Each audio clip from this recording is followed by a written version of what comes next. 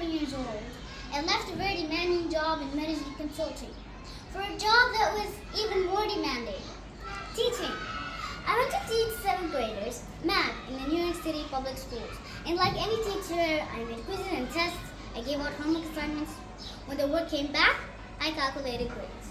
What struck me was that IQ was not the only difference between my best and my worst students.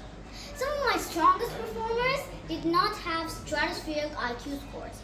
Some of my smartest kids weren't doing so well. And that got me thinking, the kind of things you need to learn in 7th grade math, sure, they're hard. Ratios, decimals, the area of a parallelogram, but these concepts are not impossible. And I was firmly convinced that every one of my students could learn the material if they worked hard and long enough. After several more years of teaching, I came to the conclusion that what we need in education is a much better understanding of students and learning from a motivational perspective, from a psychological perspective. In education, the one thing we know how to measure best is IQ. But what if doing well in school and in life depends on much more than your ability to learn quickly and easily? So I left the classroom and went to graduate school to become a psychologist.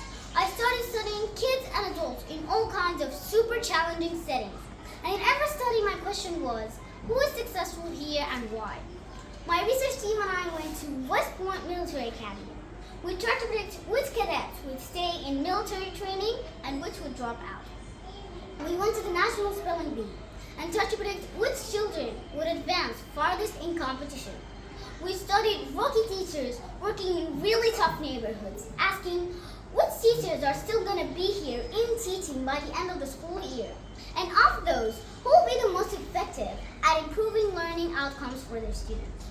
We partnered with private companies asking which of these salespeople is going to keep their jobs and who's going to earn the most money. In all those very different contexts, one characteristic emerged as a significant predictor of success. And it wasn't social intelligence, it wasn't good looks, physical health, and it wasn't IQ. It was grit. Grit is passion and perseverance for very long-term goals. Grit is having stamina. Grit is sticking with your future, day in, day out, not just for the week, not just for the month, but for years, and working really hard to make that future a reality. Grit is living life like it's a marathon, not a sprint.